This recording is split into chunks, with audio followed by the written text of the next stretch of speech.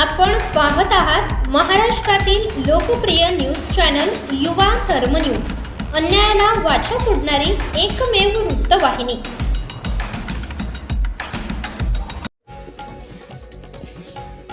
कल्याण पश्चिमेत बेकायदेशीर कारखान्यामुळे नागरिक त्रस्त, मोठ्या दुर्घटनेची शक्यता।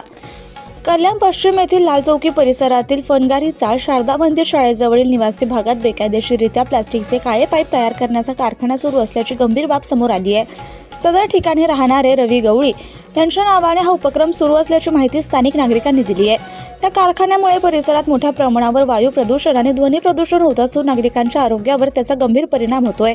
विशेष म्हणजे हा कारखाना पूर्णपणे निवासी भागात चालवला जात असून कोणत्याही अधिकृत परवानगीशिवाय अतिक्रमण करून चालवला जात असल्याचा आरोप आहे।